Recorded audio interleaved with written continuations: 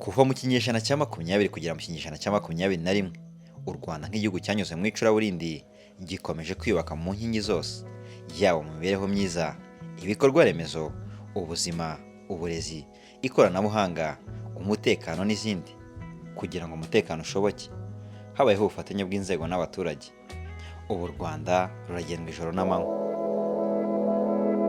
Mu myaka yo hambere, kugira ngo umuturage yishyure amafaranga y'irondo mu nzego z'ibanze, byasabaga kwifashishwa impapuro zandikwa n'intoki. Ubu buryo bukaba bwaratezaga igihombo abagenzuraga umusanzu w'irondo, yewe bukanasonzesha abanyerondo budasize n'amakimbirane hagati y'abaturage n'abakusanya umusanzu. Imbogamizi twahuraga nazo dukoresha amakarine, nashobora kugera ku muturage akanyemeza ukuntu yanyishyuye atarayampaye, namubaza akarese kemeza ko yanyishyuye, bigashobora kuba byazamo amahane, agakomeza atsimbara ko yanyishyuye ataranyishyuye, bikaba birebire. Nizo mbogamizi twahuraga nazo. Uko imyaka yagiye yihirika, niko ikoranabuhanga ryimakazwa mu kubona serivisi, aho umuntu ashobora kuyisabira ubwe akayihabwa binyuze mu ikoranabuhanga. Ni naho urubyiruko rugize Imena Softech Limited rwakuye igitekerezo cyo gukora software umusanzu digital, igamije gufasha mu gukusanya umusanzu w'irondo binyuze mu ikoranabuhanga. Ese iki gitekerezo cyashibutse gute? Umutoni Beatrice ni umuyobozi ukuriye icyumba cy'amabwiriza no kugenzura umurimo Command Center. Turabakiriye hano muri Command Center ya Imena Softech Limited. Nkuko mubibona hano, dufite ifoto y'umukuru w'igihugu nyakubahwa Perezida wa Repubulika, aho yavuze ko umugabane ufite miliyoni nyinshi z'urubyiruko rwatwawe n'ikoranabuhanga, bikaba bigomba kwifashishwa mu guteza imbere umugabane n'igihugu cyacu muri rusange. Ese Imena Softech ni bantu ki? Turi ikigo cy'ikoranabuhanga gikora gahunda za mudasobwa zitandukanye zifasha abazikoresha kwihutisha no kunoza ibikorwa byabo bya buri munsi. Intego yacu ni ukugera ku bisubizo bidasanzwe, dufasha abakiriya guteza imbere mu buryo twihuse, tukabikora dukoresheje ikoranabuhanga.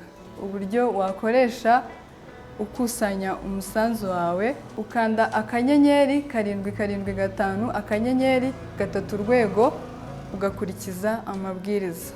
Dukomeje, ikarita yerekana imirenge umusanzu digital ikoreramo.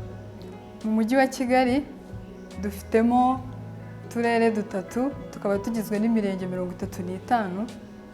Akarere ka Gasabo tukaba dufitemo imirenge 15, yose tukaba tuyikoreramo. Akarere ka Nyarugenge tukaba dufitemo imirenge 10. Akarere ka Kicukiro naho tugasangamo imirenge 10. Imena Softech kandi igira uburyo inzego zayo zubakitse ku buryo bitanga icyizere. Iyi ni ikarita yerekana uburyo kampani y'ubuyobozi bwa Imena Softech Limited yubakitse. Iyi karita igaragaza uruhererekane rw'amakuru hagati y'ubuyobozi bw'inzego z'ibanze n'abakozi ba Imena Softech Limited. Buri murenge ufite target yawo cyangwa se intego, hashingiwe ku baturage batanga cyangwa se bishyura umusanzu w'irondo. Urugero, umurenge wa Remera ufite target cyangwa se intego ya miliyoni 27,471. Ingo n'ibikorwa bitanga umusanzu w'irondo ni 7,668. Abakihatuye ni 7,166. Abahimutse ariko bari batuye muri uyu murenge ni 502. Iyi ni ikarita igaragaza umubare w'utugari n'imidugudu bigize imirenge umusanzu digital ukoreramo.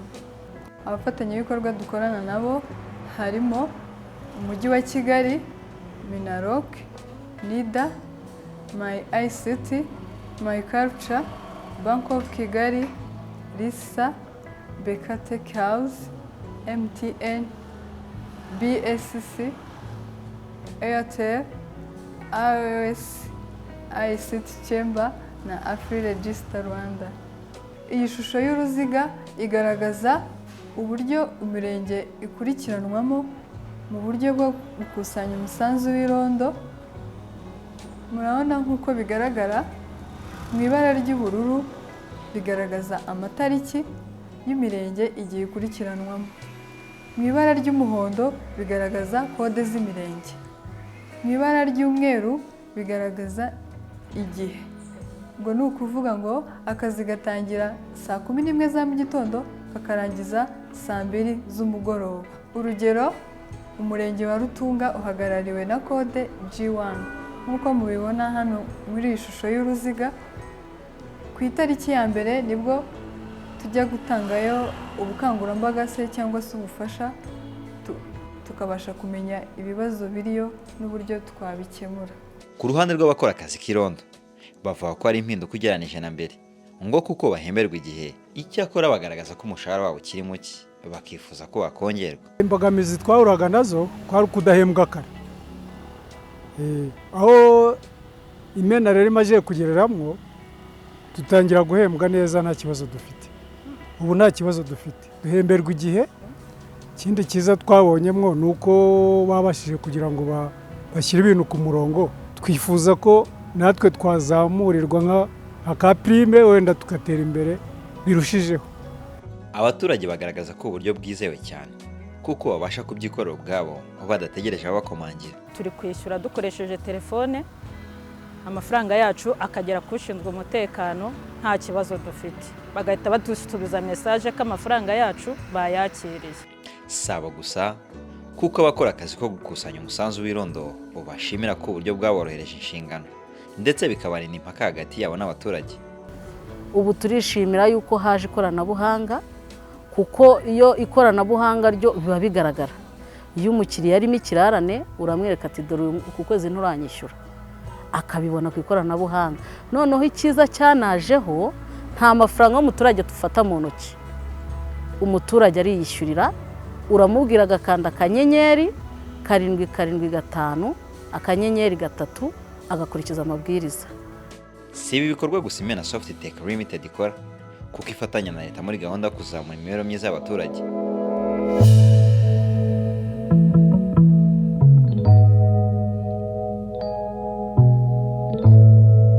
Urugero, ku masaha y'igicamunsi bamwe mu bakozi b'Imena Softitech Limited bari mu kagari ka Kamutwa ni mu murenge wa Kacyiru. Aha ni mu irerero ry'abana bato, barabagezaho indyo yuzuye ndetse bagakangurira ababyeyi guhora bayitegura.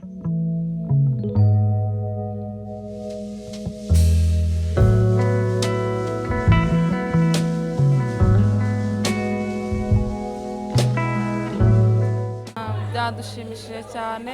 Njye nari nje kureba umwana wanjye wiga kuri iri shuri, nje nsanga bari kubagaburira. Nubwo musanzwe mudufasha mu by'umutekano binyuze mu ikoranabuhanga, turabashimiye ko mwaje kudufasha kwita ku bana bacu. Umunyamabanga nshingwabikorwa w'akagari ka Kamutwa Mbonyishite Jeanne ashimira uruhare rw'urubyiruko, agashimangira ko ubufatanye bukomeje imirire mibi yazarandurwa burundu. By'umwihariko dushimira umufatanyabikorwa Imena Soft yaje kwifatanya natwe muri iki gikorwa cyo kwita ku mibereho myiza y'abana, usibye ko no kuba bakora ibikorwa birebana no gukangurira abaturage kwishyura umusanzu w'umutekano binyuze mu buryo bw'ikoranabuhanga. Ngira ngo rero uyu munsi kuba mwaje kwifatanya natwe mu gikorwa kijyanye no kwimakaza imibereho myiza haba mu bana ndetse n'ababyeyi ni igikorwa dukwiye kwishimira kuri uyu munsi. Twifuza gusangira n'abana kuyo twerekana urugero rwiza, twerekana n'uburyo bategura indyo yuzuye ku isahani. Hariho ibitunga umubiri, ibitera imbaraga ndetse n'ibirinda indwara nk'uko mwabibonye. Ntabwo rero dukore ibijyanye n'iby'ikoranabuhanga gusa cyangwa kwishyuza umusanzu w'umutekano gusa, ahubwo tuba dukeneye no kuko turabafatanyabikorwa ba leta. Nk'uko dukora ibikorwa by'ikoranabuhanga, hari software yindi twakoze yitwa Human Security Issues. Ni software mu by'ukuri dusangamo abaturage badafite amacumbi namba, abaturage badafite ubwiherero namba, abaturage bafite ubwiherero bumeze nabi, abaturage abana bari mu mirire mibi, twanya tugasangamo abangavu batewe inda z'imburagihe.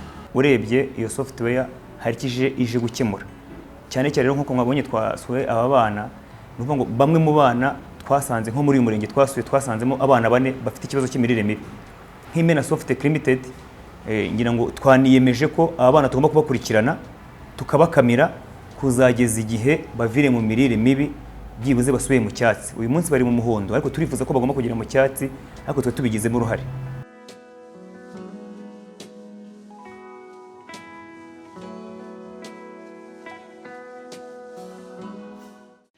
Si ibyo gusa kandi kuko bagira uruhare no gufasha mu gukura abana mu muhanda. Nagize ngo mbuze ubuzima mvuka igihe papa yihakana mama ndeba asiga urwibutso.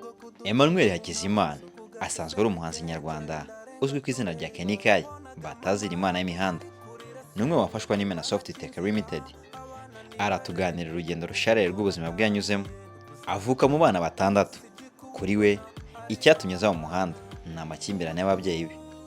Ku myaka 7 nisanze mu muhanda, ubuzima bw'umuhanda buragoye cyane, namwe murabizi, ariko nari nzi ko kuba naba ndi mu muhanda aricyo kintu cya mbere kizatuma wenda ngira ubuzima bwiza.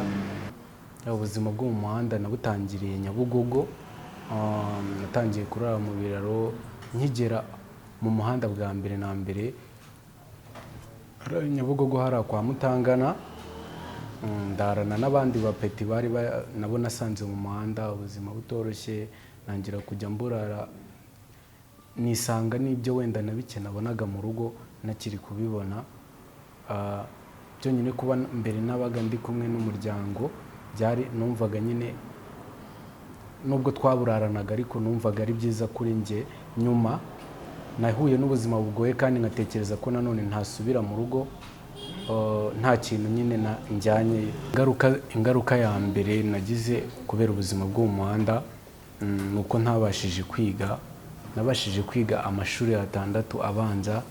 Izindi ngaruka nagiye mpura nazo navuga ko ari ukuba ntarabashije wenda kubana n'umuryango wanjye. Ni ukuvuga ngo hari ibintu byinshi ntazi njyewe ku bwanjye bijyanye n'umuryango.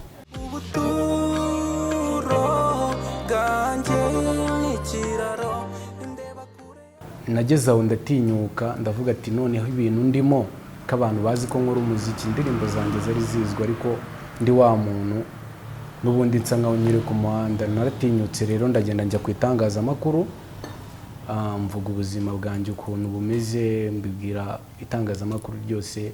Nibwo na umuyobozi wa Imena ndamushimira, nibwo yaje amakazi. Gukorana nabo rero kuri nge ni ikintu cy'agaciro cyane, kubera ko kuva natangira gukorana Imena batangiye kujya bamemba umushahara, nkabasha kuba nakigurira imyenda, nkabasha kuba nakishyura inzu, ndetse nkabasha no kugira bimwe na bimwe mbasha gufasha umuryango wanjye. Nyuma y'ubuzima bushariri yanyuzemo, kuri ubu atewe ishema no kuba mu muryango w'Imena Softitech Limited. Ibi ntahamya ko yongeye kubona ubuzima kuko abasha gufasha n'umuryango we. Ubu ngubu kuba hari umuntu uba umenya ati se Ken ari hehe uyu umunsi kundi ari hehe, naba ntanabonetse Imena ikarwana no kumenya ngo nari nde. Ariko ubuzima bwa mbere bwose naba ndi muri gereza namaragamo n'amezi 5 nta muntu wari waza kundampa kabandekuye gutyo, cyangwa nandi mu kigo ngororamuco ngacika mwigarukira imihanda. Ikibazo nuko banyita ikigwari, barumuna banje ubabwire banegereze n'inzo nzaza n'umugati. Nasaba ko kuba yaramfashije nkaba ndanga, hari abandi bana bameze nabi bababaye, wenda sinzi wenda niba babashingira nk'akandi kantu wenda katajyanye n'ikoranabuhanga, bakabasha guhindurirwa ubuzima nk'uko nanjye bari kubingeragereza. Imyaka 35 umuryango wa RPF Inkotanyi umaze ubayeho, ni imyaka ivuze iki mu mboni z'Imena Softitech Limited. Ifite igisobanuro gikomeye kuri twebwe nk'urubyiruko rugize special cell ya Imena Softitech Limited. Turi abanyamuryango wa RPF Inkotanyi, ntabwo twasigaye inyuma. Turashimira cyane nyakubahwa chairman wa RPF Inkotanyi. Ikindi nk'urubyiruko yaduhaye ijambo mu gihugu cyacu. Ikindi turamusaba ko mandita akwiye kudufasha akazatwemera nk'urubyiruko, n'ubundi akazongera akatuyobora. Twazamwongera indi mpanda nk'urubyiruko kugira ibikorwa byacu natwe bizakomeze bitera imbere. Imena Softitech Limited yatangiye gukora hagana mu mwaka wa 2021, ikora amasoftware atandukanye harimo n'umusanzu digital, ari nayo yifashishwa mu kwishyura umusanzu w'irondo. Ikaba ifite gahunda yo gukora ibikorwa by'ikoranabuhanga no gufatanya na leta muri gahunda yo kuzamura imibereho myiza y'abaturage.